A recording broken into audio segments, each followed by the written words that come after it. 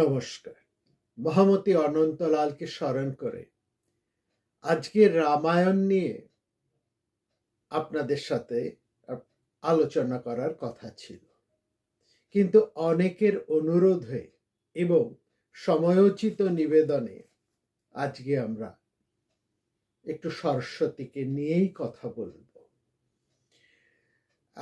সরস্বতীকে নিয়ে কম কথা তো বলা হয়নি, আর এছাড়াও গত 2 বছর ধরে আমি দুটি সরস্বতী বিষয়ক আলোচনা আপনাদের কাছে করেছি। নিশ্চয়ই আপনাদের মনে আছে, একটি হংস মানস জাতা হংসবধূ, অন্যটি জ্যোতিরূপা বাজিনীবতী। এই দুইটি বিশেষভাবে সরস্বতীকে নিয়ে, বিশেষ করে সরস্বতীর সেই বৈদিক সরস্বতীকে নিয়ে আমরা বিস্তৃত আলোচনা করেছি।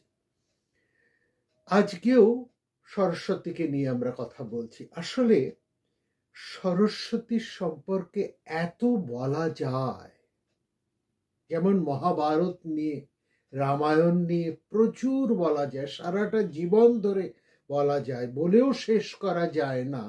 তেমনি ঠিক একই রকম ভাবে এই সরস্বতীকে নিয়েও প্রচুর বলা যায়। এতই তার সম্পর্কে তথ্য রয়েছে, এতই তার মহিমা।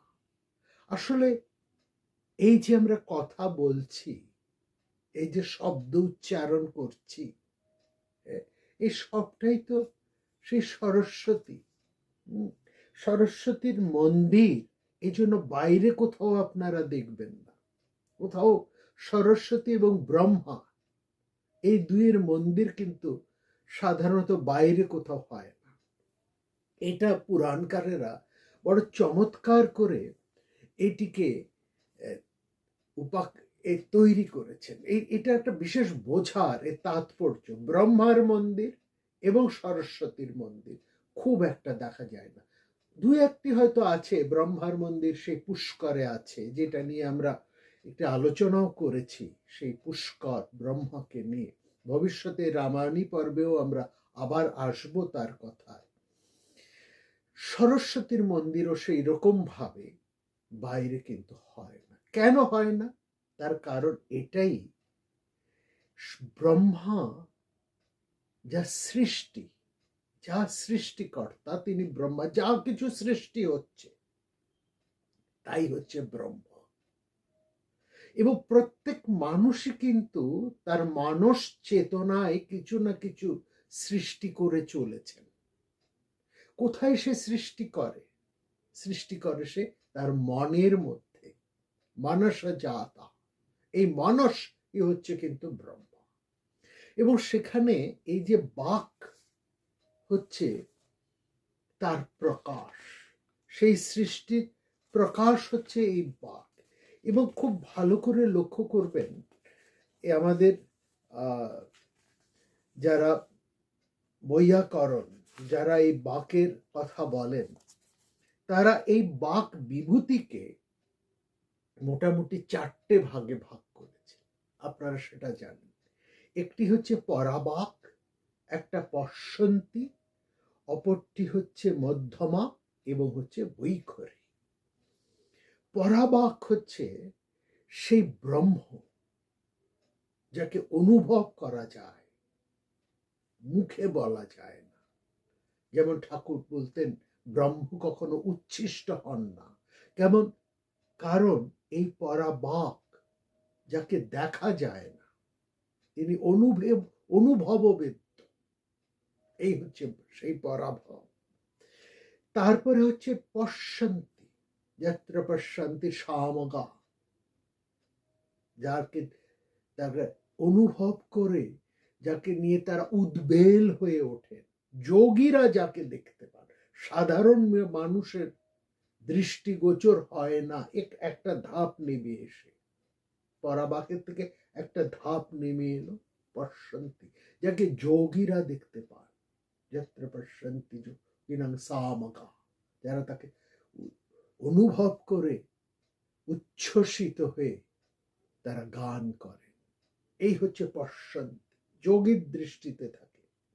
তারপরে হচ্ছে যে ধাপটি, সেই পরাবাক পশ্যন্তি থেকে যা চলে আসে মধ্যমা। এই মধ্যমা হচ্ছে যা মন থেকে উৎপন্ন হয়। মনে রাখবেন, আপনারা যা বলেন, যা সৃষ্টি হয় সংসারে, তা প্রথম সৃষ্টি হয় কিন্তু মনে। যে কথা আমরা আলোচনা করেছি একটি বিশেষ পর্বে, যা কিছু এই সংসারের সৃষ্টি, তার সৃষ্টি হয় কিন্তু মনের মধ্যে। এবং সেখানে মনের মধ্যে যা সৃষ্টি হয়, শিল্পী, একজন শিল্পী, যে কোনো শিল্পী, তিনি সেই বস্তুটিকে প্রথম দর্শন করেন তার মনের মধ্যে। মনের মধ্যেই তিনি সেটিকে নির্মাণ করেন। তাই সেই জন্য বলা হয়, যে কোনো সৃষ্টি শিল্পীর হচ্ছে মানস পুত্র বা মানস কন্যা, তার মনের মধ্যেই তার সৃষ্টি হয়। সুতরাং যে ভাব আমার অন্তরের মধ্যে, মনের মধ্যে সৃষ্টি হয়, তার সামান্য মাত্রই বাক দ্বারা প্রকাশিত হয়, বাকের মাধ্যমে প্রকাশিত হয়। তার সামান্য অংশ, সম্পূর্ণটা কখনোই কোনো বড় শিল্পীর পক্ষে, তিনি যত বড় মেধাবী, যত বড় শিল্পী হন না কেন, তার পক্ষে সম্ভব হয় না পুরোটা, তার মনের সম্পূর্ণ ভাবটা প্রকাশ করা। এই জন্য এটা হচ্ছে মধ্যমা। এই যে তারপরে তার এই যে মনের ভাব, সেটা আকুলি বিকুলি করে যে তার বেরোতে থাকে, তার খানিকটা বেরোয়, পুরোটা নয়। এই যে আমার কণ্ঠ, তালু, জিহ্বা, ওষ্ঠ ইত্যাদির মাধ্যমে তা যে বেরিয়ে আসে অনর্গল ধারায়, সেটি হচ্ছে ওই মধ্যমার সামান্যতম অংশ, সেটা হচ্ছে বৈখরি। এই বাক, যা বাক রূপে বেরিয়ে এলো এবং তা দিয়ে যা নির্মাণ হলো, এই বাক হচ্ছেন সরস্বতী। সুতরাং তার উৎস হচ্ছে হৃদয়ে মনসা। এই মনসই হচ্ছেন ব্রহ্ম, যেখানে তার সৃষ্টি হচ্ছে। সবকিছু সৃষ্টিকর্তা তিনি প্রজাপতি, সেইখানেই তার সৃষ্টি, এবং তার সৃষ্টি বাক রূপে, সরস্বতী রূপে তা বেরিয়ে আসছে। সুতরাং সরস্বতীর মন্দির হচ্ছে সব মানুষের এই মুখের মধ্যেই হচ্ছে সরস্বতীর মন্দির, আর সমস্ত ব্রহ্মার মন্দির হচ্ছে এই হৃদয়। এই অর্থে ব্রহ্মা এবং সরস্বতী চিরকালই মিথুনাভূত, আবদ্ধ। যেখানেই ব্রহ্মা সেখানেই সরস্বতী, যেখানেই সরস্বতী সেখানেই ব্রহ্মা। এই দুকে আলাদা করা যায় না। এবং আলাদা করা যায় না বলে এই মিথুনীকৃত যে রূপ, এই রূপকে পুরাণকারেরা বড় চমৎকার করে বর্ণনা করেছেন। তারা কিভাবে বর্ণনা করেছেন না, সরস্বতী যেন স্বয়ং হচ্ছেন ব্রহ্মা স্ত্রী বা শক্তি। এর মধ্যে অন্য কোনো অর্থ ধরার ব্যাপার নেই। কিন্তু যা কল্পনা, যা সৃষ্টি, তাই হচ্ছে ব্রহ্মা। ব্রহ্মার শক্তি অর্থাৎ ব্রহ্মার পত্নী হিসেবেই রয়েছেন এই, এবং সেখানে এই যে গায়ত্রী এবং সাবিত্রী, এই দুজনকে বলা হয় ব্রহ্মার দুই পত্নী। প্রথমা পত্নী হচ্ছেন সাবিত্রী, দ্বিতীয় জন হচ্ছেন গায়ত্রী। এবং সেখানে এই দুইয়ের মধ্যে দিয়েই তার হচ্ছে প্রকাশ। এবং সেখানেই দেখবেন এই ব্রহ্মার সমস্ত, যিনি গায়ত্রী এবং যিনি সাবিত্রী, তারা দুই হচ্ছেন সরস্বতীর এক অন্যতম রূপ। তারই হচ্ছে দুই রূপ। ব্রহ্মার বামে থাকছেন গায়ত্রী, দক্ষিণে থাকছেন সাবিত্রী, এবং তারা যখন প্রকাশিত হচ্ছেন, তারা প্রকাশিত হচ্ছেন বাকের মাধ্যমে, তারাই হচ্ছেন সরস্বতী। সেখানে এই ঋগ্বেদময়ী, যেমন একটি সামবেদীয় সন্ধ্যায় ব্রহ্মাণী, ব্রহ্মার শক্তি যে ব্রহ্মাণী, তার একটি অপূর্ব ধ্যান মন্ত্র আছে। সেখানে বলছে ওম কুমারিং হৃদবেগ জূতং ব্রহ্মরূপং বিচিন্তয়েত হংসস্থিতং কুশহস্তং সূর্যমণ্ডল সংস্থিতম। কুমারী ঋগ্বেদময়ী, হংসারূঢ়া, কুশধারিণী, সূর্যমণ্ডলে যিনি অবস্থান করছেন সেই ব্রহ্মরূপা হচ্ছেন ব্রহ্মশক্তি, তার ধ্যান করছে। এবং এই শক্তি প্রাতঃকালে গায়ত্রী রূপে সূর্যমণ্ডলের মধ্যে অবস্থান করেন। তিনি রক্তবর্ণা, দ্বিভুজা, অক্ষসূত্র কমণ্ডল ধারিণী, হংসাসনে উপবিষ্টা, ব্রহ্মের সাথে সংযুক্তা, হৃদবেগ বর্ণিতা ব্রহ্মাণী কুমারী, তাকেই ধ্যান করা। আবার সন্ধ্যার সময় সেই ব্রহ্মাণীকেই আমরা পাচ্ছি, যিনি প্রভাত সূর্যমণ্ডলে রয়েছেন, সন্ধ্যা বন্দনার মধ্যেও তাকে আমরা ওই একই রকম পাচ্ছি।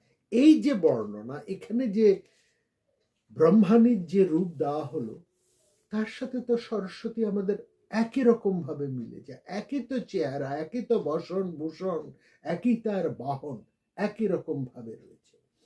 এবং সেখানে দেখুন গায়ত্রীর প্রসঙ্গে যেখানে বলা হচ্ছে, সেখানে বলছেন নমস্তুতে বেদ মাতর অষ্টাক্ষর বিশোধিতে গায়ত্রী দুর্গতারিণী বাণী সপ্তবিধা তথা। অষ্টাক্ষর পরিশুদ্ধা বেদমাতা গায়ত্রী সপ্তবিধা বাণী স্বরূপা দুর্গতি নাশিনী, তাকে অর্থাৎ যিনি বাণী স্বরূপা তিনি গায়ত্রী, তিনি দুর্গা। সুতরাং একের মধ্যে দিয়ে সবকিছুর প্রকাশ রয়েছে। এবং এই গায়ত্রী মানে এবং সেখানে গায়ত্রী বর্ণনার মধ্যে কি চমৎকার ভাবে একটি বর্ণনা রয়েছে, যাকে শুনলে আমাদের মনে হবে এই হচ্ছে সেই একই সরস্বতী। এবং সম্পূজ্য গায়ত্রী বিনা কমল ধারিণীম শুক্ল পুষ্পর্জাতৈর ভক্তা কমণ্ডল পুস্তকম। গায়ত্রী এখানে বিনা কমণ্ডল পুস্তক ধারিণী, চতুর্ভুজা, শ্বেত পুষ্প, দুর্বা দ্বারা অর্চিতা। গায়ত্রীর সাথে সরস্বতী একাকার। সুতরাং এই ব্রহ্মের শক্তি হচ্ছেন গায়ত্রী। খুব চমৎকার করে এখানে দেখছেন, এখানে পুরাণের মধ্যে বলা হচ্ছে এই যে ব্রহ্ম সৃষ্টির সাথে শব্দের, বাকের যে যোগ, সৃষ্টি রয়েছে, তার প্রকাশ যদি না থাকে সৃষ্টি অসম্পূর্ণ। আর প্রকাশের মাধ্যম কি হবে? এই বাক। একটি পর্বে আমরা সম্ভবত মহাভারত বা রামায়ণের একটি পর্ব আলোচনা করতে গিয়ে আমরা বলেছিলাম, মানুষের ডেফিনেশন হচ্ছে মন তো বটেই, এবং তাকে আলাদা করে দিয়েছে সমস্ত প্রাণীর থেকে। যেমন তার মন, তেমনি তাকে আলাদা করে রেখেছে তার ভাষা। একমাত্র মানুষেরই ল্যাঙ্গুয়েজ আছে, ভাষা আছে, যা দিয়ে সে তার মনের অভিলাষ, মনের বক্তব্যকে অভিব্যক্ত করতে পারে। সে যে নিজেকে ব্যক্ত করতে পারে, প্রকাশ করতে পারে, এই ক্ষমতা প্রাণীদের মধ্যে একমাত্র মানুষেরই আছে। সেই জন্যই মানুষ হচ্ছে সমস্ত প্রাণীর কুলের মধ্যে শ্রেষ্ঠ, কারণ তার ভাষা আছে, ল্যাঙ্গুয়েজ আছে। শব্দ, যে কোনো প্রাণী মাত্রই একটা শব্দ প্রকাশ করতে পারে। পাখির কাকলি, পশুর হুঙ্কার, রেশাধ্বনি, গর্জন, অনেক কিছু আছে, কিন্তু তার সেই ভাষা বা ল্যাঙ্গুয়েজ নেই। সেটা আছে মানুষের। মানুষ এই শব্দের মাধ্যমে শব্দাতীত যিনি, তাকে ধরতে পারে। এটা হচ্ছে মানুষের সবচেয়ে বড়। শব্দের মাধ্যমে, শব্দের পারে যিনি রয়েছেন, তাকে মানুষ ধরতে পারে। এইখানে সরস্বতী, এই অন্তরের মধ্যে তার ব্রহ্মা, এবং তার প্রকাশ হচ্ছে এই শব্দের মধ্যে দিয়ে। এইখানে যেন সরস্বতী ব্রহ্মার সাথে একীভূতা হয়ে কখনো কন্যা রূপে, কখনো স্ত্রী রূপে প্রকাশিত হচ্ছে। স্ত্রী রূপে তার শক্তি, কন্যা রূপে তার প্রকাশ। এর অন্য কোনো ভিন্ন অর্থ ধরবেন না। শতরূপা, যে ব্রহ্মা, পুরাণকারেরা বলছেন ব্রহ্মা নিজেকে দুভাগ করে ভাগ করলেন। হ্যাঁ, এক রূপে অর্ধদেহে তিনি পুরুষ হলেন, অপরার্ধে তিনি শতরূপা রূপে নারী হলেন। এবং যেহেতু কামনা হেতু তার প্রাকৃত দেহ থেকে তিনি জীবধাত্রী শতরূপাকে সৃষ্টি করেছেন, সেই অর্থে শতরূপা ব্রহ্মের কন্যাও বটে, আবার তিনি তার স্ত্রীও বটে। এইখানে জায়গাটা বুঝতে হবে। এটাকে সাধারণ এই আমাদের জাগতিক উপমা দিয়ে স্ত্রী কন্যার অর্থ দিয়ে ধরলে ভুল ধরা হবে। আমরা বলছি সরস্বতী সম্পর্কে এত বলা যায়, এবং একমাত্র এই জায়গায় আসছি আমরা, তার আগে একটি কথা বলে দিই। সরস্বতী হচ্ছেন সেই প্রাচীন সময় থেকে, ঋগ্বেদের সময় থেকে সরস্বতী ঠিক যেমনটি ছিলেন আজও, এই আজকের দিনে যে সরস্বতী পুজো হচ্ছে, এই যে সরস্বতীর অর্চনা আমরা করছি, একই রকম রয়েছে, তার এতটুকু পাল্টানি। অন্যান্য সমস্ত দেব দেবীদের ক্রমবিবর্তন ঘটেছে, তারা নানার উপর কাল অনুসারে তাদের পরিবর্তন ঘটেছে বটে। বিষ্ণু তিনি পরিবর্তিত হয়ে ইন্দ্র, কৃষ্ণ, রাম ইত্যাদিতে তিনি পরিবর্তিত হয়ে গেছেন। রাম, তারপর কৃষ্ণ ইত্যাদিতে তিনি পরিবর্তিত হয়েছেন তার শক্তি। কিন্তু সরস্বতী এক আছে, একেবারে ঋগ্বেদের মধ্যে সরস্বতীকে আমরা যেমন পাই, যে অর্থে পাই, যে তাৎপর্যে পাই, আজও আজকের দিনও সরস্বতী একইভাবে একই তাৎপর্যে বর্তমান। এটা হচ্ছে তার কোনো পরিবর্তন সেখানে। এবং সরস্বতী হচ্ছে এত বিস্তৃত, এত বিরাট, সরস্বতী এত রহস্যময়ী, এত জটিল, এত বর্ণময়তা তার মধ্যে, এত কঠিন সেখানে, এবং এতটা দার্শনিকতায় পরিপূর্ণ যে প্রতিদিন সরস্বতীকে নিয়ে আমরা যদি আলোচনা করে যাই, সরস্বতীর কথা বলে শেষ করা যাবে না। কারণ সরস্বতী হচ্ছেন সেই বাক বিভূতি, এটা বুঝতে হবে। সরস্বতীর এইখানেই হচ্ছে অনন্যতা, এখানেই তার তাৎপর্য সরস্বতী শব্দের মধ্যে। অনেক কথাই বলার আছে, আজকে অল্প সময়ে আমরা সরস্বতীর একটা বিশেষ দিক আপনাদের কাছে তুলে ধরব। তো যে কথা আমরা বলছিলাম যে ব্রহ্মা হচ্ছেন সেই সৃষ্টিকর্তা, যিনি সৃষ্টি করছেন। তিনি যখন সৃষ্টি করতে বসেছেন, তার সৃষ্টির যে শক্তি, তার যে তেজ, সেটা হচ্ছে তার শক্তি। শক্তি এখানে স্ত্রী রূপিণী, সেই শক্তি রূপিণী। সেখানেও সেই গায়ত্রী রয়েছে, সেখানেও সেই সবিতা রয়েছে, যারা সরস্বতীরই এক ভিন্ন সেখানে। এবং সেই শতরূপাকে পুরাণকারেরা তাকে শতরূপা মানে বিভিন্ন রূপে, সহস্র নানান রূপে তিনি সৃষ্টি করছেন। সৃষ্টির এই বর্ণময়তা, এই বৈচিত্র্যকেই বলা হচ্ছে শতরূপ। সহস্র রূপে তিনি রয়েছেন, তার প্রকাশ করছেন। যখন তিনি সৃষ্টিকে উৎপন্ন করছেন, যার মাধ্যমে উৎপন্ন করছেন সেই যোনি, যেখান থেকে উৎপন্ন হয়, সেইটি হচ্ছে ব্রহ্মাণী, সেও সরস্বতী। এবং যা উৎপন্ন হয়ে এই বাকের মাধ্যমে যা প্রকাশিত হয়ে চলেছে, তাও সরস্বতী। অর্থাৎ যোনি রূপে তিনি ব্রহ্মাণী এবং প্রকাশ রূপে তিনি তার কন্যা। একাধারে তাহলে সরস্বতী সেই অর্থে, সেই দার্শনিক গভীরতার তাৎপর্যে সরস্বতী একাধারে ব্রহ্মা স্ত্রী এবং তার কন্যাও বটে। এই জায়গাটাকে সঠিকভাবে বুঝতে হবে। একজন শিল্পী যখন সৃষ্টি করেন, তার সৃষ্টি শক্তি হচ্ছে সেই শিল্পীর শক্তি, যেন সেই শিল্পী স্ত্রী। আর তার মাধ্যমে যা প্রকাশিত হলো, যে সৃষ্টিকে তিনি নির্মাণ করলেন, সেটি হচ্ছে সৃষ্টি শিল্পীর সন্তান বা তার কন্যা, সেই অর্থে সরস্বতী। বোঝা গেল? এবার আসুন এখানে এই যে সমস্ত বর্ণময়তা সরস্বতীর মধ্যে রয়েছে, এই সরস্বতী এবং ব্রহ্মা হচ্ছে অভিন্ন, অভিন্ন। এখানে হচ্ছে বাক বিভূতি, সেখানে বলা হচ্ছে বাক বিভূতি। সেখানে কিরকম বাক বিভূতি? এই বাক বিভূতি কথা বলতে গেলে আমরা ঠিক কোথার থেকে সরস্বতীকে ধরবো আর কোথায় নিয়ে আমরা শেষ করব এই সংক্ষিপ্ত সময়ের মধ্যে, এটা বড় মানে একটা ব্যাপার। দ্বারা সবার পক্ষে এটা অসুবিধা। কোন জায়গার থেকে আমরা সরস্বতীকে ধরবো? যে কোনো জায়গার থেকে তাকে শুরু করা যায়, আর যে কোনো জায়গায় গিয়ে সরস্বতী সম্পর্কে আমরা তাকে নিয়ে আসতে পারি।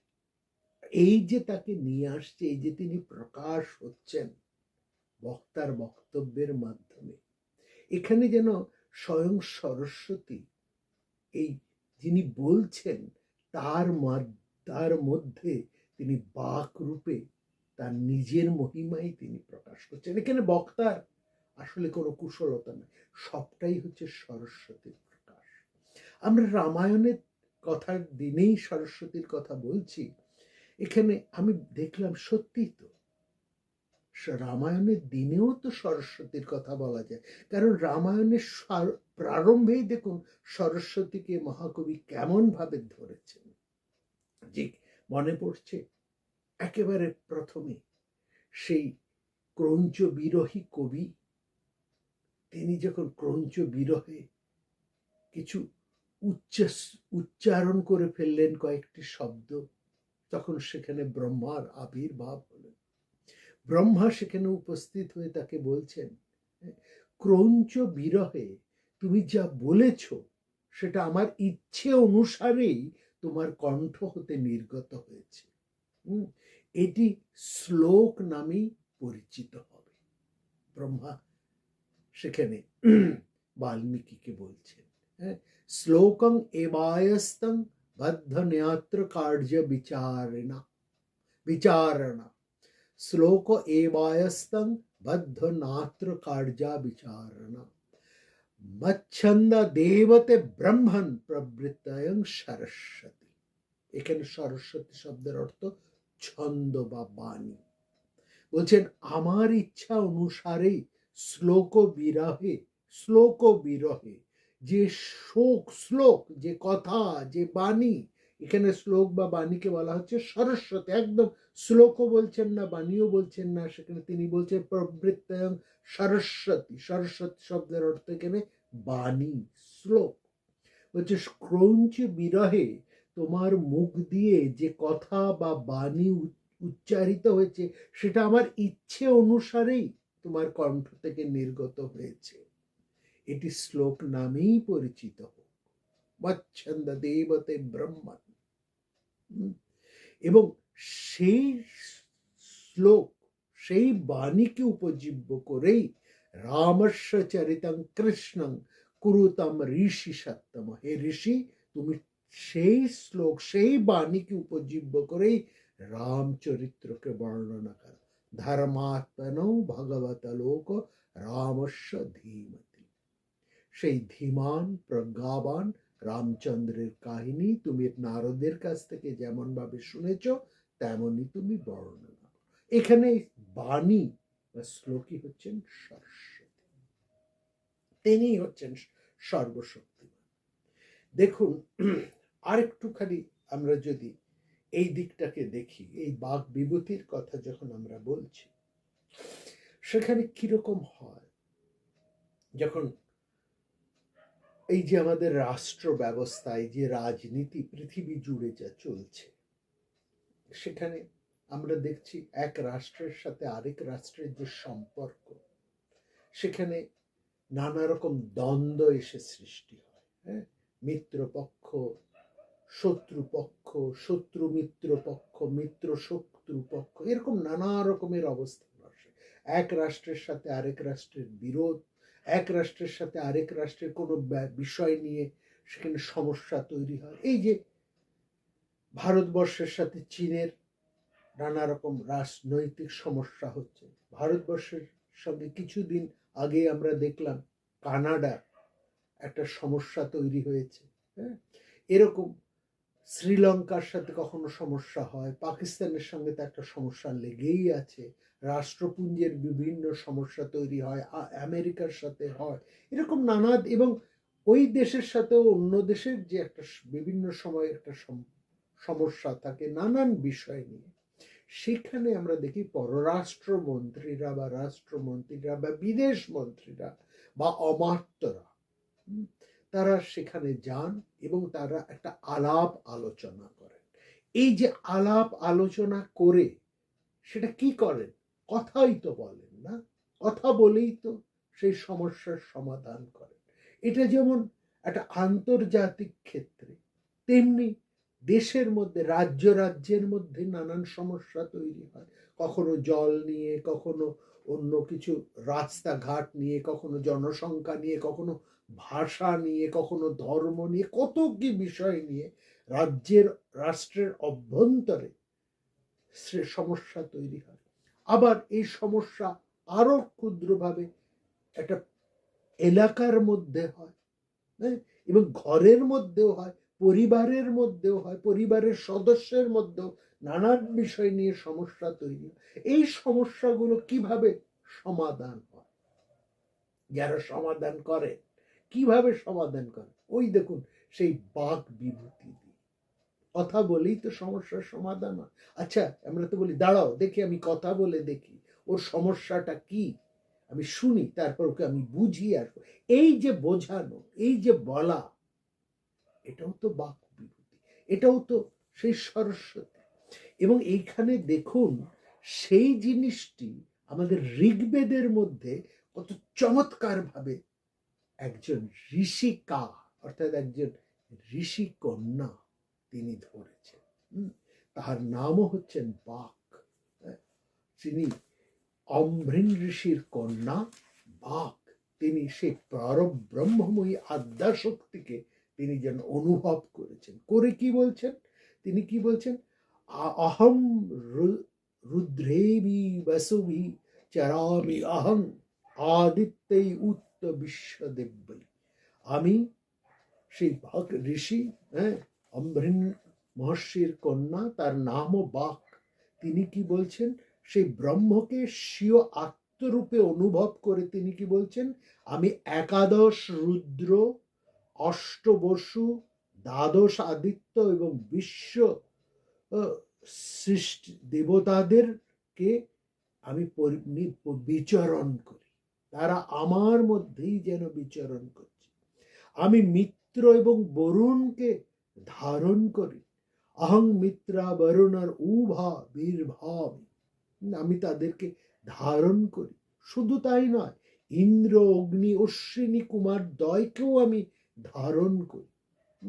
আমি সোম, আমি হচ্ছি দশটা, এই সমস্ত দেবতাদের মধ্যে আমার থেকেই যেন সূর্য, পূষা, সব কিছুকেই আমি ধারণ করি। আমি সমস্ত, তিনি বলছেন আমি সমস্ত জগতের ঈশ্বর। এবং সেখানেই দেখুন ওই তৃতীয় শ্লোকের মধ্যে যা কথাটা বলছে, সেটি হচ্ছে আজকের এই একটু আগে আমরা যা বললাম রাষ্ট্র ব্যবস্থা, এই যে সমস্যার সমাধান, যে বাক বিভূতি, সেটাই তিনি বলছেন। বলছেন অহং রাষ্ট্রে সঙ্গমনি বসুনাং চিকিতুষী প্রথমা যজ্ঞানাম। আমি সেই চিকিতুষী মানে ব্রহ্মজ্ঞান, আমি সেই রাষ্ট্রে, রাষ্ট্র শব্দের থেকেই কিন্তু এই রাষ্ট্র ভাবনা, এই সমস্ত যে রাষ্ট্র ব্যবস্থা যা চলছে, যাবতীয় যা কিছু, এই সবটাই চলে কিসের শক্তিতে? শারীরিক শক্তিতে, সৈন্য বলে চলে না। অর্থ শক্তিতেও সবসময় তা জেতা যায় না। শারীরিক শক্তিতে, সৈন্য বলে তো জেতা যায় না সব সময়, এবং সে বেশি শারীরিক শক্তি বা অস্ত্র শক্তি প্রয়োগ করতে গেলে হিতে বিপরীত হয়ে যায়। সেখানে অর্থ শক্তি দিয়েও চলা যায় না, সেখানে চলা যায় দুটি শক্তি দিয়ে, একটা হচ্ছে মেধা, এবং এই মেধার প্রকাশ হয় কি করে? বাকের মাধ্যমে। এই মেধা বা ধী, এবং যার প্রকাশ হচ্ছে এই বাকের মধ্যে দিয়ে, তার মধ্যে দিয়ে সমগ্র রাষ্ট্র শক্তি, রাজশক্তি, রাজনৈতিক শক্তি প্রকাশ প্রতিষ্ঠা করে। সেখানেই বলছে অহং রাষ্ট্রী, এই জায়গাটাই হচ্ছে বাক বিভূতি। এইখানে সরস্বতী, একতমা সরস্বতীর প্রতিষ্ঠা। তিনি প্রত্যেক মানুষের ধী শক্তি রূপিণী, এবং এই ধী বা বুদ্ধি, এবং ধী অর্থে এই চৈতন্য, এই জ্ঞান, যে চৈতন্যের পথে নিয়ে আমরা ভারত কথার মধ্যে আলোচনা করে চলেছি, সেই ধী শক্তি হচ্ছেন সরস্বতী, যিনি চৈতন্যময়ী, চৈতন্য প্রদানকারিণী, সেই হচ্ছে সরস্বতী। তারই এখানে সেই রূপেই তিনি বাক বিভূতি রূপে সমস্ত সংসারের মধ্যে তিনি বর্তমান। সুতরাং সরস্বতী মন্দির তো সমস্ত মানুষের ধী শক্তির মধ্যে এবং এই মুখের মধ্যে, এই হচ্ছে সরস্বতী। আর ব্রহ্মার মন্দির হচ্ছে প্রত্যেক মানুষের মানস বা হৃদয়ের মধ্যে, তার চিন্তা শক্তির মধ্যে, তার কল্পনা শক্তির মধ্যে, তার সৃষ্টি শক্তির মধ্যে, তার ভাবনার মধ্যে। এই সেই জন্য কোনো ক্ষেত্রে, কোনো অবস্থাতেই আপনারা বা আমরা কখনোই ব্রহ্মার থেকে সরস্বতীকে আলাদা করতে পারি আর পারি না বলেই সরস্বতীর পূজার মন্ত্রে আমরা বলি, যেভাবে তুমি ব্রহ্মার সাথে অভিন্ন ভাবে রয়েছে, যথা ভগবান দেব সাথে তুমি অভিন্ন ভাবে রয়েছে, ঠিক সেই রকম ভাবেই তুমি আমার এই কথার মধ্যে, আমার মেধার মধ্যে তুমি তেমন ভাবে অবস্থান করো, তথা দেবী যথা, সেই একই রকম ভাবে অবস্থান করো। এইখানেই হচ্ছে সরস্বতী। অর্থাৎ আমরা মুহূর্তের জন্যও এই দুই শক্তি বা এই মিথুনী শক্তি থেকে বিচ্যুত হতে পারে। যে মুহূর্তে একজন মানুষ এই মিথুনী শক্তি থেকে বিচ্যুত হয়ে পড়ে, সেই মুহূর্তে সে আর মানুষ পদবাচ্যে সে থাকে না। এটাও বিশেষ করে লক্ষ্য করা। এবং এইখানে সরস্বতীর সর্বশুক্লত্ব এখানে সব শুক্ল মানে সাদা। এই জায়গায় দেখুন, এই যে সরস্বতীর সর্বশুক্লত্ব, এক কথার থেকে আরেক কথায় আমরা চলে যাই। সর্বশুক্ল সাদা, রমন্স এফেক্ট, রমন ভারতীয় বিজ্ঞানী, যিনি নোবেল পুরস্কার পেয়েছেন, সেই রমন, তার এফেক্ট, তিনি কি বলছেন, বর্ণালী, সমস্ত বর্ণকে যদি তুমি দ্রুত একসঙ্গে ঘোরাতে থাকো, সব বর্ণ মিলেমিশে সেখানে যে চক্রের মধ্যে দিয়ে আমরা যে রংটা পাই, সেটা হচ্ছে শুভ্র রং। অর্থাৎ সাদা রঙের মধ্যে সমস্ত রঙই বর্তমান, সরস্বতী হচ্ছে তাই। তার মধ্যে এই সংসারের সমস্ত বর্ণময়তা, সমস্ত ভাবনা, সমস্ত বৈশিষ্ট্য, সমস্ত গুণ বর্তমান। আরেকটু তলিয়ে ভাবুন, সরস্বতীর এই সমস্ত বর্ণময়তা, সমস্ত বর্ণ, সমস্ত গুণ, সবকিছুই আরেকজনের মধ্যে রয়েছে, যার থেকে সরস্বতীর সৃষ্টি, অর্থাৎ সেই ব্রহ্মার মধ্যে। অর্থাৎ সরস্বতী এবং ব্রহ্মার মধ্যে একই রকম ভাবে আমরা একই জিনিস সেখানে পাচ্ছি। অর্থাৎ দেখুন, মৎস্য পুরাণ খুব চমৎকার ভাবে এই জায়গাটা ধরে বলছেন, যেখানে ব্রহ্মা সেখানেই সরস্বতী, যেখানে ভারতী বা সরস্বতী সেখানেই প্রজাপতি ব্রহ্মা। বিরিঞ্চি যাত্রা ভগবানস্তত্র দেবী সরস্বতী, ভারতী যত্র যত্রৈব তত্র প্রজাপতি। একেবারে ঠিক। অর্থাৎ যেখানে সৃষ্টি সেখানেই বাক, তার প্রকাশ। এই দুটো অভিন্ন, একটার থেকে আরেকটাকে আলাদা করে দিন, দুটোই নষ্ট হয়ে যাবে। ভাব ছাড়া তার প্রকাশ হয় না, প্রকাশ ছাড়া ভাব অনুপস্থিত, মিশিয়ে যায়। সুতরাং দুটোই থাকতে হবে। প্রকাশ হচ্ছেন সরস্বতী, আর এই ভাব বা কল্পনা বা সৃষ্টি তাই হচ্ছে প্রজাপতি। এই দুটি, হ্যাঁ। এবং সেখানে দেখুন,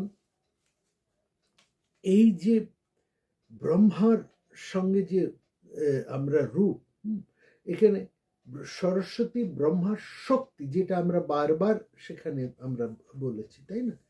এবং এই জায়গায় সরস্বতীর, ব্রহ্মার যা কিছু, তাই দেখুন সরস্বতীর রয়েছে। সেখানে কি বলছে, হংসাসনা ভবেদ ব্রাহ্মী মুঞ্জ মেখলা ধারিণী চতুর্ব্রক্তা সুপরাঢ্যা দণ্ডকাষ্টং কমণ্ডলং অক্ষসূত্রঞ্চ বিভ্রণাস্ত্র শ্রুবহস্তাজধারিণী। এইখানে ব্রহ্মশক্তির বর্ণনা যেমন রয়েছে, সেটাই দেখুন অবিকল সরস্বতীর বর্ণনা। কি বলছে, হংসাসনা। হংসের কথাটা আমরা একটু পরে আসছি, একটু মানে এই আলোচনা করেই হংস শব্দটা আসছি, কারণ তার মধ্যে একটা দার্শনিক ব্যাপার আছে। বলছে মুঞ্জ মেখলা ধারী, ব্রহ্মানি যে মুঞ্জ মেখলা পড়েছে, সরস্বতীর প্রণাম মন্ত্রের মধ্যে, সরস্বতীর বর্ণনার মধ্যে, তার ধ্যানের মধ্যেও সেই মুঞ্জ মেখলা ধারিণী কথা বলা আছে। চতুর্ব্রক্তা, সরস্বতীরও কিন্তু চতুর্ব্রক্তা, আমরা এক মাথাওয়ালা সরস্বতীকে প্রণাম করি, আমরা একটা মুখেরই আমরা তা প্রণাম, কিন্তু সরস্বতীর হচ্ছে চতুর্মুখ, চতুর্বেদ সরস্বতীর চতুর্মুখ, ব্রহ্মার চতুর্বেদ, চতুর্মুখ ব্রহ্মা, চতুরানন, সরস্বতীও চতুরাননা, একই রকম, যা ব্রহ্মা তাই সরস্বতী। সেখানে বলছেন সুপুরঢ্যা, চতুর্বদনা, তিনি সুরূপা, ব্রহ্মা সুপুরুষ, সরস্বতী সুরূপা। দণ্ডকাষ্টং কমণ্ডল, দণ্ড কাষ্ঠ কমণ্ডল ব্রহ্মার হাতে রয়েছে, সরস্বতীর হাতেও রয়েছে। অক্ষসূত্র ব্রহ্মা ধারণ করে রয়েছেন, সেই অক্ষসূত্র সরস্বতীও ধরেছেন। অক্ষসূত্র বা যজ্ঞসূত্র, এইটি হচ্ছে সেই শক্তি, সেই যে আমাদের জ্ঞানের শক্তি, যা কিছু এই সরস্বতীর মধ্যেও সেখানে কিন্তু রয়েছে। সেই এখানে অক্ষসূত্র রূপেই কিন্তু যজ্ঞ, অক্ষর থেকে এই যজ্ঞ ভাবনা রয়েছে। এই যজ্ঞ অর্থাৎ যিনি ব্রহ্মা, তিনি যজ্ঞ রূপা, সরস্বতী যিনি, তিনিও যজ্ঞ রূপা, সে এই অর্থেই অক্ষসূত্রধারী। বিভ্রণা শ্রুবহস্তা, শ্রুব মানে হচ্ছে ওই যে যজ্ঞের যে হাতা হয়, এই শ্রুব বলে তাকে, যজ্ঞের হাতা, যার মধ্যে দিয়ে যজ্ঞের মধ্যে ঘি ঢালা হয়, সেই গোল গোল হাতা, সেই হাতা ঘৃতপাত্র। শ্রুবহস্ত্র আজ্য মানে ঘি, হ্যাঁ, যে শ্রুব মানে হচ্ছে সেই পাত্র, এবং আজ্য মানে হচ্ছে ঘি, যার দিয়ে ঢালা। পরবর্তী সময়ে সরস্বতীর হাতে পুরাণ মূর্তির মধ্যে সেই ওই আমরা ঘৃতপাত্র, ঘৃত, এই আমরা দেখছি পরবর্তীকালে সেটা পরিবর্তিত হয়ে বীণায় পরিণত হয়েছে। এবং ব্রহ্মার হাতেও কিন্তু সেই বীণা রয়েছে, ব্রহ্মার মূর্তির মধ্যেও বীণা আছে, তিনিও বীণা বাদনকারী, সরস্বতীও বীণা বাদিনী। এই শ্রুব এবং আজ্য, শ্রুব দুটোই, শ্রব এবং আজ্য, শ্রুব এবং আজ্য অর্থাৎ সেই হাতা এবং ঘি দুটি পরবর্তীকালে বীণাতে পরিণত হয়ে গেছে, সে একই রকম রয়েছে। হ্যাঁ, সুতরাং সরস্বতীর সাথে আমরা ব্রহ্মার একই রূপ আমরা সেখানে দেখতে পাচ্ছি। যিনি ব্রহ্মা, তিনি সরস্বতী রূপে এখানে রয়েছে। আর কি বলছেন, হংস, হংস ব্রহ্মেরও বাহন, এবং সরস্বতীও হংসরূপা, সরস্বতী হংস বাহনা রয়েছে। এই যে হংস, উপনিষদে হংস শব্দের দুটি অর্থ, এক অর্থে হচ্ছে সূর্য, হংস শব্দের এক অর্থ হচ্ছে, বেদে উপনিষদ হংসের শব্দ হচ্ছে সূর্য। এবং আরেকটি ব্রহ্মার সেই পরম লক্ষণ হিসেবেও বলা হচ্ছে হংস। হংস হচ্ছে হং, অহং, অহং স, আমি সেই, অহংস অর্থাৎ এই আত্মচৈতন্য সূচক মহাবাক্যের সংক্ষিপ্ত রূপই হচ্ছে হংস, যে জন্য আমরা বলা হয় পরমহংস। এই পরমহংস রূপে অর্থাৎ সূর্যাগ্নির সর্বব্যাপী তেজই আত্মারূপে জীবে উদ্ভিদে বিভাসিত, এই অর্থে তিনি রয়েছেন। এবং শুক্ল যজুর্বেদের মধ্যে এই অপূর্বভাবে এই বর্ণনাটি রয়েছে। সেখানে সূর্যরূপে এবং সেই সর্ব আত্মচৈতন্য সূচক রূপে এই হংসের অবতারণা। অর্থাৎ এখানেও আমরা দেখছি সরস্বতী ব্রহ্মার সাথে অভিন্ন, এটা হতেই হবে, এর আলাদা করা কোনো মতেই সম্ভব নয়। সেই জন্যে হচ্ছেন সরস্বতী ব্রহ্মার সাথে একভাবে সেখানে যুক্ত। এবার দেখুন, পুরাণকারেরা এই সমস্ত তত্ত্বগুলোকে, কঠিন দার্শনিক যে ভাবনাগুলোকে তারা গল্প গাছার মধ্যে দিয়ে অপূর্বভাবে তারা সেগুলোকে তুলে ধরে। সরস্বতী, স্বর মানে জল, সরস্বতী আসলে কিন্তু জল। ঋগ্বেদের মধ্যে সরস্বতী বলতে কিন্তু জল বোঝায়। সরস্বতীকে সিন্ধুর সাথেও বলা আছে। সিন্ধু শব্দের অর্থে এই সিন্ধু নদী শুধু মাত্র নয়, নদী মাত্রেই সিন্ধু, সমুদ্র সাগর মাত্রেই সিন্ধু, অর্থাৎ যাবতীয় যা কিছু জল তাকেই কিন্তু বলা হচ্ছে সিন্ধু। সিন্ধু শব্দের অর্থ এটাও জানবেন, জলও বটে সাগরও বটে, অর্থাৎ যাবতীয় যা কিছু জল তা হচ্ছে স্বর, যেমন তেমনি সিন্ধু। সেই জন্য সরস্বতী এই আসছি, আমরা সিন্ধু কথা কেন বললাম সেটাতে আমরা আসবো। তো এই দেখুন, পুরাণকারেরা এই যে সরস্বতীর যে জল হয়ে উঠলেন, কেমন ভাবে তারা একটা চমৎকার গল্প বলেছে। এবং তারা এই গল্পটা বলেন অত্যন্ত একটা আকর্ষণীয় ভাবে, যাতে লোকের প্রথমে একটা মনোযোগ সেখানে নিয়ে আসে।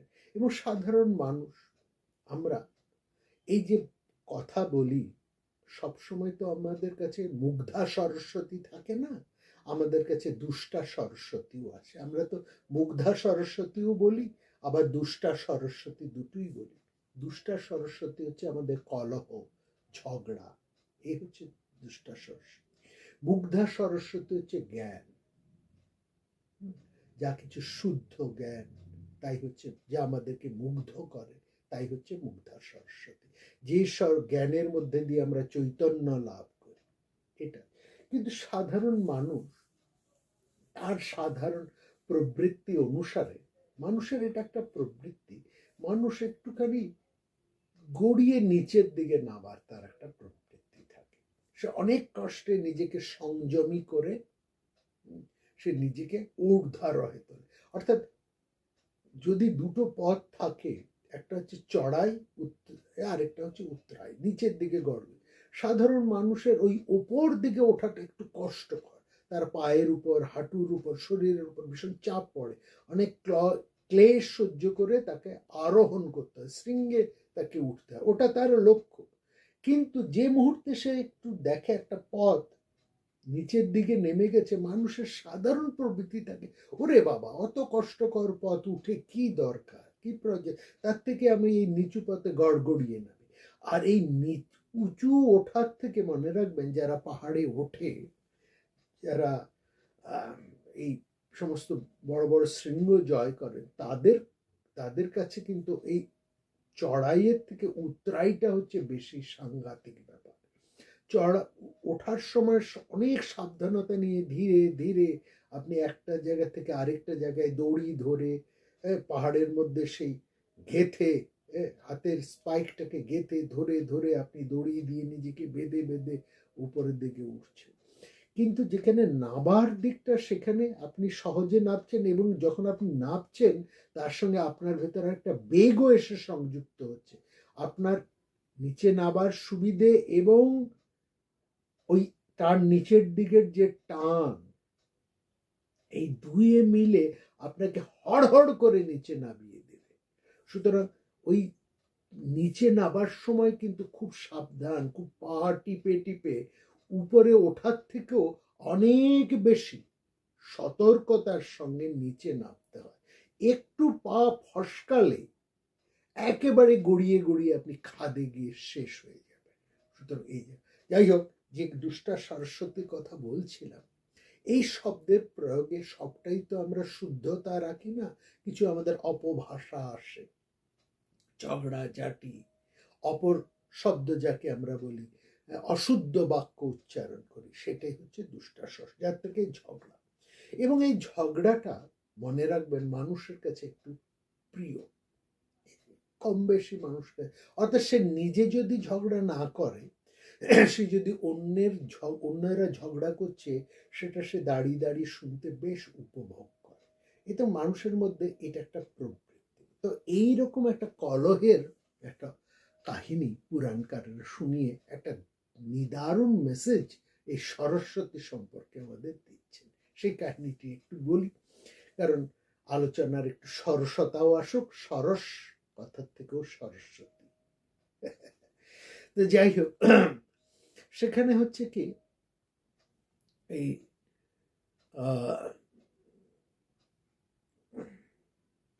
সরস্বতী এবং বিষ্ণু তার 3 স্ত্রী, পুরাণকারেরা বলছেন যে বিষ্ণুর 3 স্ত্রী।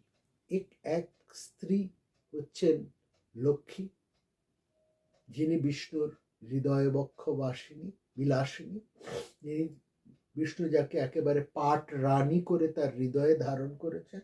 এছাড়াও বিষ্ণুর আরেক 2 স্ত্রী, একজন হচ্ছেন গঙ্গা এবং আরেকজন হচ্ছেন সরস্বতী। এই বিষ্ণুর হচ্ছে 3 স্ত্রী। এবার এই একদিন বিষ্ণু সেখানে রয়েছে, একদিন গঙ্গা একটু সকামা হয়ে, একটু কামনার বশীভূত হয়ে বিষ্ণুর মুখের দিকে নিরীক্ষণ করেছে। এটা একটা কৌতুক, একটা দৃষ্টি, একটা সকাম দৃষ্টি বিষ্ণুর দিকে তিনি প্রয়োগ করেছেন, একটা কটাক্ষপাত করেছেন। সকাম কটাক্ষপাত করলে তিনি বিষ্ণুর দিকে।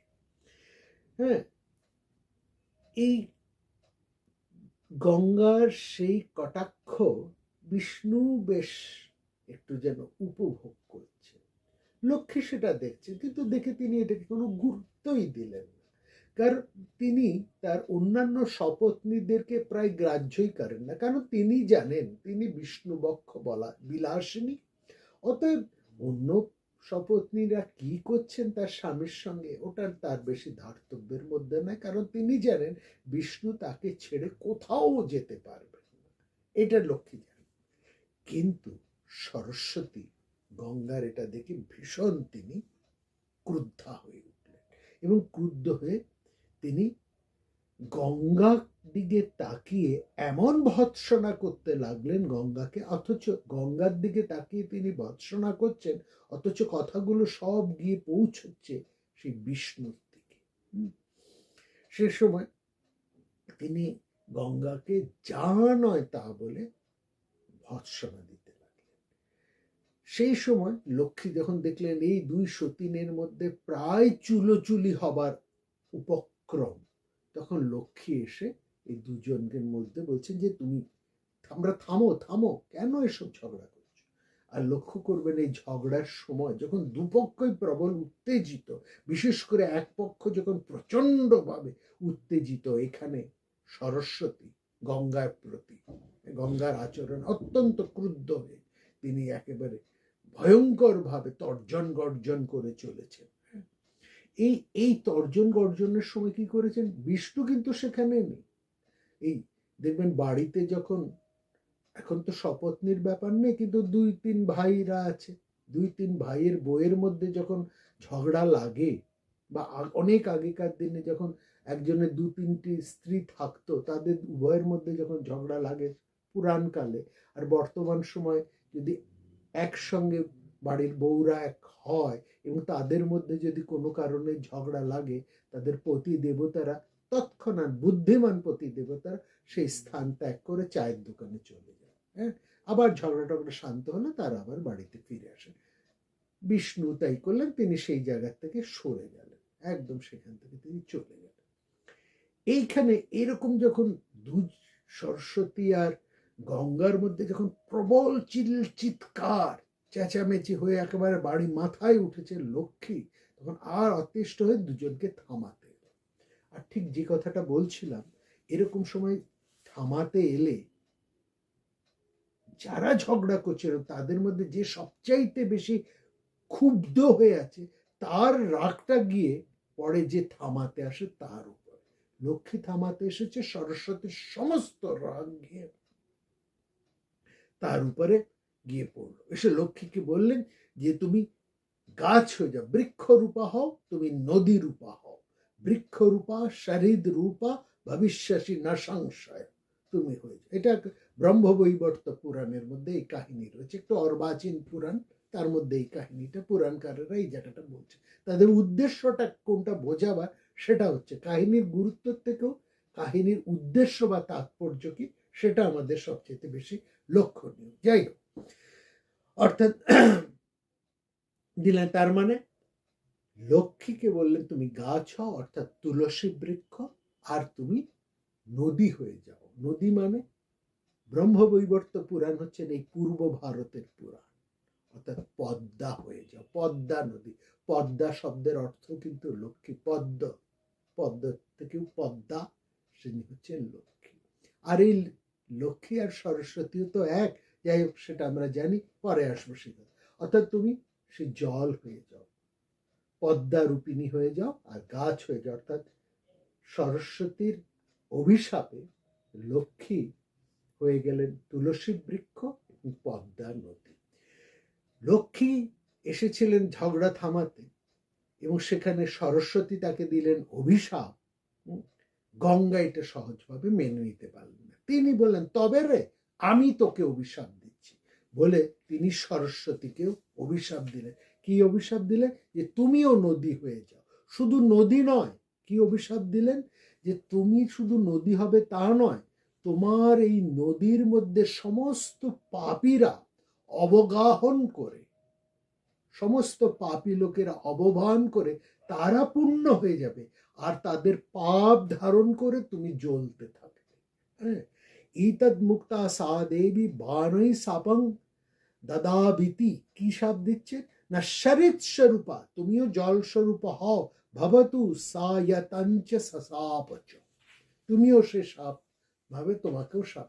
অর্থাৎ সরস্বতীও সেখানে নদী রূপা হয়ে গেলেন, আর এই সরস্বতীতে অবগাহন করে সমস্ত অজ্ঞানী লোকেরা জ্ঞানী হয়ে গেলেন, আর অজ্ঞানীদের অজ্ঞান ধারণ করে সরস্বতী একেবারে প্রায় লুপ্ত হয়ে গেলেন।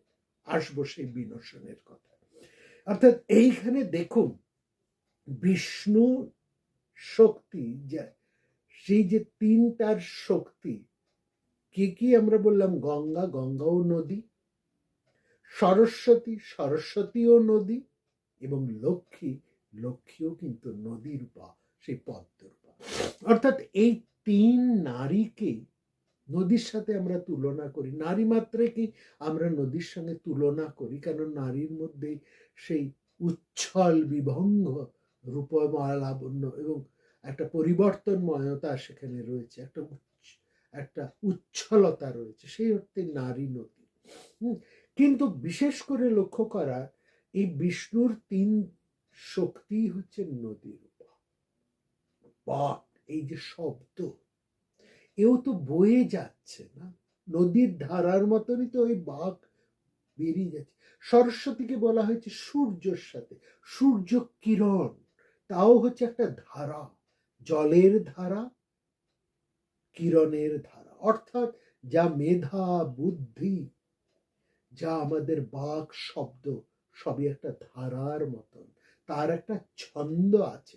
সেই জন্য সরস্বতীকে ওখানে দেখুন রামায়ণের মধ্যে বলছে ছন্দ, ছন্দ বলা হয়েছে, বাণীকে বলা হয়েছে সরস্বতী। অর্থাৎ যেখানে বাক থাকবে সেখানে অবধারিতভাবে ছন্দও থাকবে।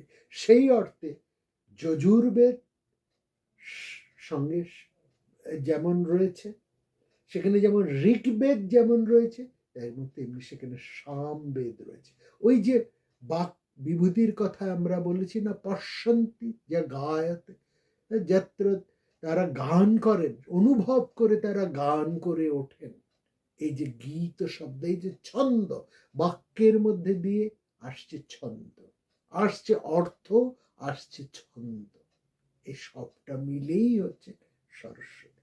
আর কে না জানে সরস্বতী আর লক্ষ্মী এক। প্রথমেই ছিল সরস্বতী, লক্ষ্মী এসেছে পরে। শ্রী এই শব্দের অর্থ হচ্ছে সরস্বতী। সেখানে পরবর্তীকালে স্মৃতিকারেরা বিধান দিচ্ছেন যে তোমরা ওই শ্রী পঞ্চমীর দিনে, ভালো করে লক্ষ্য করুন, শ্রী পঞ্চমীর দিনে তোমরা বই, কলম, দোয়াত, এই সমস্ত দিনে লেখনীপত্র এই সমস্ত কিছু দিয়েই তোমরা লক্ষ্মী পুজো করবে, শ্রীর পূজা করবে, পুজো করবে লক্ষ্মীর পুজো। উপকরণ এবং উপাদান হবে সরস্বতী। অর্থাৎ ব্যবসা বাণিজ্য হচ্ছে লক্ষ্মী, অর্থ হচ্ছে লক্ষ্মী। এই ব্যবসা বাণিজ্য, অর্থ সাধনা, অর্থের যে সাধনা, তা করতে হলে তোমার কিসের প্রয়োজন? সরস্বতীর প্রয়োজন, মেধার প্রয়োজন, বুদ্ধির প্রয়োজন। এইখানে সরস্বতীর সাথে লক্ষ্মীর যোগাযোগ করে দাও। শ্রী শব্দের অর্থ এবং সরস্বতী, শ্রী শব্দের অর্থ লক্ষ্মী। লক্ষ্মী এবং সরস্বতী এখানে একাকার হয়ে গিয়েছে। এইটা হচ্ছে সবিষয়ে লক্ষ্য করা। অনেক কথাই তো বলার আছে, অনেক কথা আরো বলা যায়, এবং আমরা ওই বিনশনের কথা বলছিলাম, তাই না? ওইটা একটু বলে দিই। এই যে সরস্বতী ধারা, এই সরস্বতী ধারা জানবেন মহাভারতের পূর্বেই কিন্তু সরস্বতীর ধারা সেখানে লুপ্ত হয়ে গিয়েছিল। অনেক আগেই সরস্বতীর ধারা কিন্তু সেখানে লুপ্ত হয়ে গেছে। মহাভারতের মধ্যে আমরা সরস্বতীর ধারাকে পাই না, সেখানে আমরা পাই বিনশন। বিনশন মানে যেখানে সরস্বতী ধারা এসে সেই রাজস্থানের জায়গায়, সেই জায়গাটা হচ্ছে লুপ্ত হয়ে গেছে। এবং সেখানে সরস্বতীর কুলে কুলে আমরা কত তীর্থ গজিয়ে উঠেছে। সেখানে বনপর্বের মধ্যে, মহাভারতের মধ্যে বনপর্বের মধ্যে আমরা দেখছি স্বয়ং বলরাম তিনি সরস্বতীর বিভিন্ন তীর্থ পর্যটন করছেন। সেখানে আবার এই বনবাসী ব্রাহ্মণদেরকে নিয়ে মুনিরা সেই সরস্বতীর বিভিন্ন তীর্থে তীর্থে তার উপর ভ্রমণ করছেন। সেখানে এই যে বিনশনের ব্যাপারটা, অর্থাৎ সেই তীর্থ যেখানে সরস্বতী লুপ্ত হয়ে গিয়েছে, হ্যাঁ, বিনশন হয়ে গেছে। তো এই যে সরস্বতীর বিনশন ব্যাপারটা, যেখানে সরস্বতী লুপ্ত, সেই লুপ্তের কারণ দুটো আছে। মানে কারণ একটি, সেটা হচ্ছে জিওগ্রাফিক্যাল কারণ, যে কারণ অনুসারে সরস্বতী সেখানে লুপ্ত হয়ে গেছেন। তো সেই যে লুপ্ত হবার কারণ হচ্ছে সরস্বতীর যে জলের যে উৎস, সেই উৎস ধারা থেকে পরবর্তী সময় জিওগ্রাফিক্যাল কারণ অনুসারে আমরা দেখছি যমুনা, গঙ্গা এবং সিন্ধু এই তিনটি ধারার মধ্যে জলস্ফীত হবার জন্য সরস্বতীর জলের পরিমাণটা কমে যায়। সরস্বতীর সাথে অন্য কোনো নদী সেরকম ভাবে এসে যুক্ত হয়নি। গঙ্গার যে ধারা এখনো বহমান, তার সাথে কিন্তু বহু নদী এসে গঙ্গাকে পুষ্ট করেছে। গঙ্গার একটা ধারা মাত্র নয়, গঙ্গার সাথে বিভিন্ন রাজ্যে বিভিন্ন নদী এসে যুক্ত হয়ে গঙ্গাকে পরিপুষ্ট করেছে, এবং গঙ্গা বিভিন্ন জায়গায় বিভিন্ন নামেও পরিচিত হয়েছে।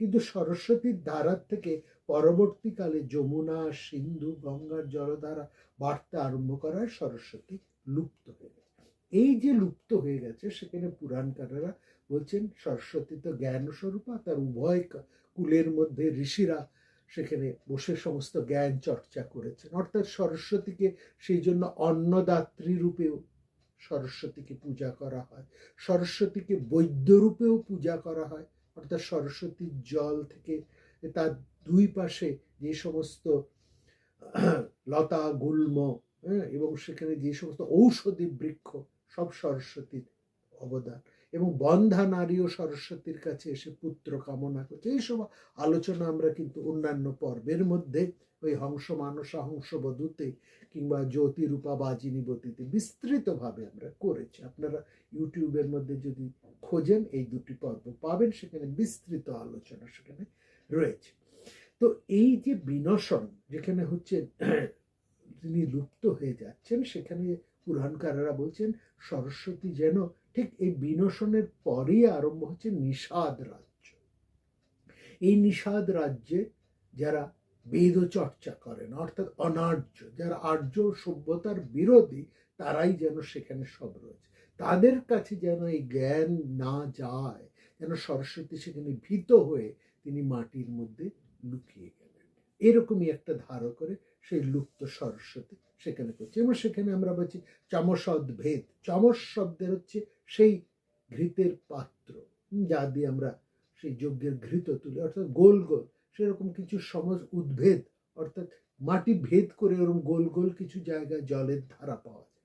অর্থাৎ লুপ্ত যে জলের ধারা সেটাই সরস্বতী। সেই জন্য এই যে গয়াতে গিয়ে যেখানে আমরা ওই বালু সরিয়ে সেই যে পিতৃপুরুষের তর্পণ করি, সেই যে ফল্গু ধারা, সেই যে লুপ্ত ধারা, তাকেও কিন্তু ওই সরস্বতী বলে বর্ণনা করা হয়। তো যাই হোক, ওই স্যাটেলাইট পিকচারে আমরা সেই সরস্বতীর খাদ, সেই বিনশন অঞ্চলে আমরা পাই।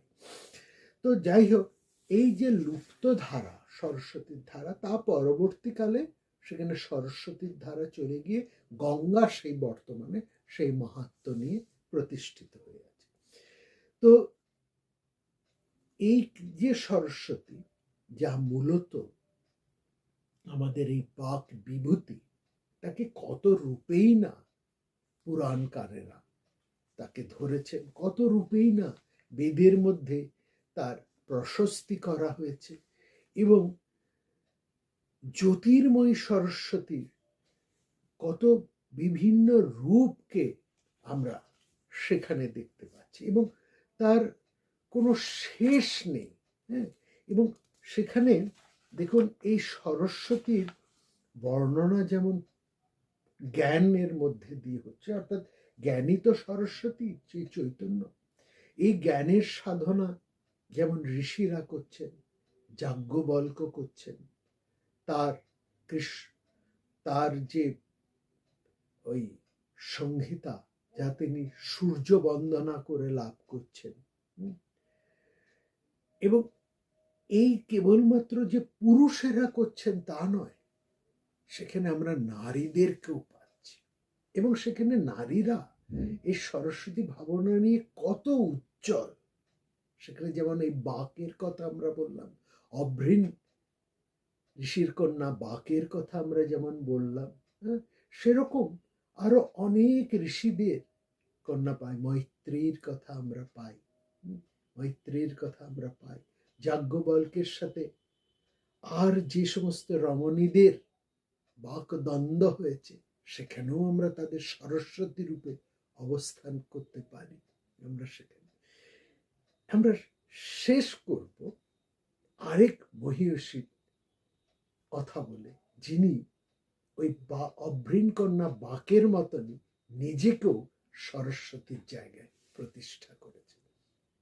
এখানে দেখুন, এই সরস্বতীর যেখানে কথা বলা হচ্ছে, সেখানে আমরা দেখছি কি চমৎকার করে দণ্ডী তিনি এই বাকের প্রশংসা করছেন। অর্থাৎ সরস্বতীর কথা বলতে গিয়ে তিনি বলছেন, সরস্বতী বন্দনা করতে গিয়ে দণ্ডী বলছেন, তিনি বলছেন চতুর্মুখম মুখাম্বজা বনহংসা বধুর মম মানসে রমতাং নিত্যম সর্বশুক্লা সরস্বতী। তিনি সরস্বতীর বন্দনা করছেন। দণ্ডী, যিনি তার বিখ্যাত রসশাস্ত্রের আচার্য স্বরূপ তিনি তার সেই গ্রন্থের ভূমিকা সরস্বতীর বর্ণনা করছে। মুখম্বজ, মুখপদ্মের মধ্যে যিনি, চতুর্মুখ মুখপদ্ম যিনি, তিনি কেমন বনহংসা বধূর মম, বনহংসা সেই চতুর্মুখ অর্থাৎ সেই ব্রহ্মার সাথে এখানে অবুন্নতা করছে। চতুর্মুখম মানে ব্রহ্মা, মুখ অম্বুজা সেই ব্রহ্মার মুখ অম্বুজ বনের মধ্যে, বন অর্থ এখানে হৃদয়, ব্রহ্মার হৃদয়ে যিনি বাক মুখ অম্বুজ, মুখ রূপ পদ্ম, বাক যা বোঝানো হচ্ছে ব্রহ্মা হৃদয়ে যিনি উদ্গীত হয়ে, যিনি আবির্ভূত হয়ে, ব্রহ্মার হৃদয়ে আবির্ভূত হয়ে ব্রহ্মার মুখম্বুজের মধ্যে যিনি প্রতিষ্ঠা হয়ে নির্গত হচ্ছেন, বাক রূপিণী সব ব্রহ্মার বধূস্বরূপ। বনহংসা বধূর মম, মানসে আমি যেন তাকে নিত্য আমার মানসে তিনি রমতাং, তিনি রমণ করে চলুন, নিত্য তিনি আহ্লাদ করে চলুন। অর্থাৎ তার কৃপায় তো, সরস্বতীর কৃপায় তো যা কিছু মানুষের বাক বিভূতি, মানুষের বুদ্ধি, তার বলবার ক্ষমতা, তার ভাষা, যা কিছু, এই যে সরস্বতীর কথা সেখানে বলা হচ্ছে যে সরস্বতীর কৃপায় এই শব্দ যেন ছাকনির মধ্যে দিয়ে, হৃদয়ের মধ্যে দিয়ে ভাবরূপে প্রস্ফুটিত হয়ে বাক্যের মধ্যে দিয়ে তা প্রকাশ পাচ্ছে। এই তো জ্ঞানীর বুদ্ধজনের মধ্যে দিয়ে তা প্রকাশ পায়, তার বাক বিভূতি, তাই তো। তো সেই বাক বিভূতি, সেইটাকেই দণ্ডী প্রকাশ করছেন, সেই ব্রহ্মবধূ, ব্রহ্মার সেই মানসযত বধূ, হ্যাঁ, মুখ বনহংসা বধূর মম মানসে রমসা নিত্যম, তিনি যেন আমার হৃদয়ে মানসে নিত্য বিরাজ করেন। সর্বশুক্লা সরস্বতী, সর্ববর্ণ, সর্বরূপ, সর্বভাবের আকার স্বরূপ তিনি, সর্বশুক্লা রূপে তিনি আমার বাক বিভূতি রূপে তিনি আমার হৃদয়ের মধ্যে যেন তিনি বসবাস করেন। এই কথারই উত্তর দিচ্ছেন আরেক নারী। কেমন? তার নামও বিদ্যা, এবং তাকে প্রাকৃত ভাষায় তাকে বলা হয় বিজ্জকা। বিজ্জকা মানে সে বিদ্যা, বিদ্যাকে প্রাকৃত ভাষায় বলা হচ্ছে বিজ্জা।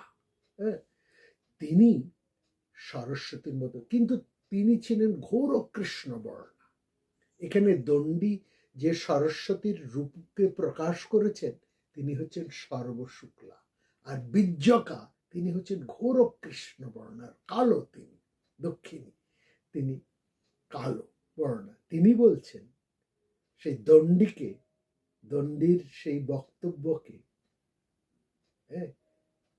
বিরুদ্ধে তিনি বলছেন, এইখানে দেখুন তার মেধা, বলছেন বিজ্জকা নীলোৎপল দলশ্যাম, নীল উৎপল, সেখানে বলছে সর্বশুক্লা সরস্বতী, এখানে হচ্ছে নীল উৎপল, নীলোৎপল, সেই পদ্মের মধ্যেই রয়েছেন। কেমন পদ্ম? শুভ্র পদ্ম নয়, নীলোৎপল দলশ্যাম, অর্থাৎ শ্যামা রূপিণী। বিজ্জকং মম অজানতা, আমি হচ্ছি সেই নীল উৎপল পদ্মের মতন। বিজ্জকা মম অজানতা, আমাকে না জেনে, আমি হচ্ছি সেই নীলোৎপল দলশ্যামা, সেই নীল সরস্বতী, আমি হচ্ছি সেই নীল সরস্বতী যে শ্যামবর্ণা, অর্থাৎ কালো, সর্বশুক্লা নয়, দলশ্যামা। বিজ্জকা, আমি সেই বিজ্জকা, মম অজানতা, আমাকে না জেনে, বৃথে দণ্ডী সম্প্রক্তম, বৃথাই সরস্বতী, বৃথাই দণ্ডী প্রক্তম বলেছেন সর্বশুক্লা সরস্বতী। তিনি সরস্বতীকে আমাকে না জেনে, আমি এই নীল উৎপল দলশ্যামা, এই বিজ্জকাকে, এই সরস্বতীকে, কৃষ্ণা সরস্বতীকে না জেনে বৃথাই দণ্ডী বলেছেন সরস্বতীকে সর্বশুক্লা সরস্বতী। এখানেই দেখুন একজন পুরুষ এবং একজন নারী, দুজনেই সেই মেধা এবং সেই বাক উভয়ের দ্বারাই প্রাণিত হয়ে সে সরস্বতীকে বন্দনা করছেন। একজন যেমন ভাবে বলছেন, চতুর্মুখম মুখাম্বুজা বনহং সার্বধুর্মম মানসে রমতং নিত্যম সর্বশুক্লা সরস্বতী। তারই প্রতি উত্তর দিয়ে আরেকজন অনুপম ভাবে বলছেন, নীলোৎপলদল শ্যামং বিজ্জকং মম অজানতা বৃথে দণ্ডি সম্পৃক্তম সর্বশুক্লা সরস্বতী।